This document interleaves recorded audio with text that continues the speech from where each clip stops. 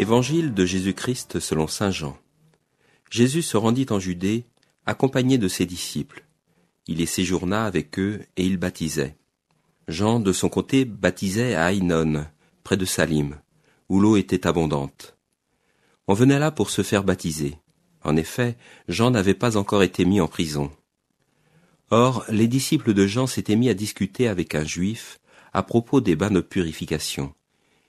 Ils allèrent donc trouver Jean et lui dirent : « Rabbi, celui qui était avec toi de l'autre côté du Jourdain, celui à qui tu as rendu témoignage, le voilà qui baptise, et tous vont à lui. » Jean répondit : « Un homme ne peut rien s'attribuer, sauf ce qu'il a reçu du ciel.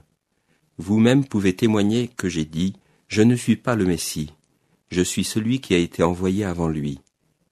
L'époux, c'est celui à qui l'épouse appartient. Quant à l'ami de l'époux, il se tient là, il entend la voix de l'époux, et il en est tout joyeux. C'est ma joie et j'en suis comblé. Lui, il faut qu'il grandisse, et moi que je diminue. »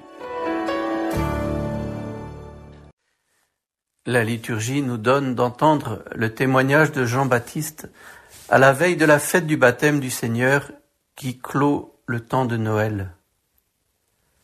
L'évangéliste relate la discussion rituelle au sujet des bains de purification qui manifeste le contraste entre le baptême proposé par Jean-Baptiste, qui est un baptême en vue de la conversion, que Jésus ne méprisera pas ô combien, puisqu'il le recevra lui-même, et la pratique de la purification légale demandée par la loi de Moïse, qui est certes une forme de culte rendu à Dieu, mais qui n'implique pas cette démarche de travail sur soi avec l'aide de Dieu.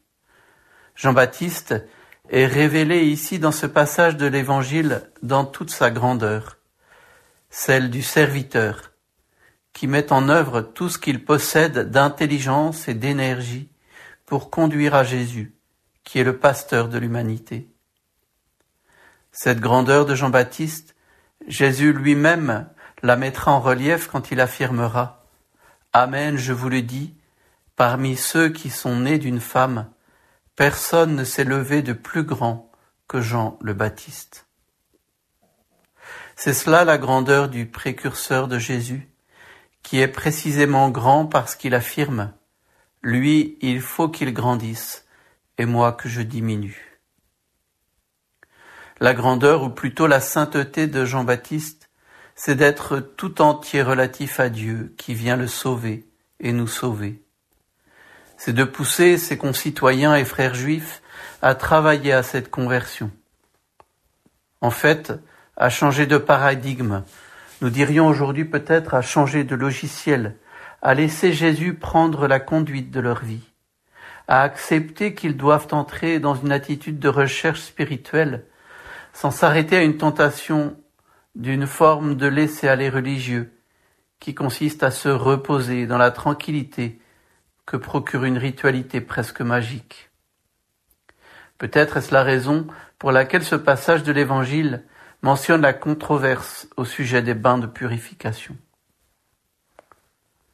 Comment entrer nous aussi dans le sillage de Jean-Baptiste, cet homme qui a été une pièce maîtresse dans l'annonce de l'Évangile par ses paroles, par l'exemple de sa vie et par sa mort. Il me semble que nous pouvons garder cette affirmation, je dirais ce secret de Jean-Baptiste. Celui à qui l'épouse appartient, c'est l'époux.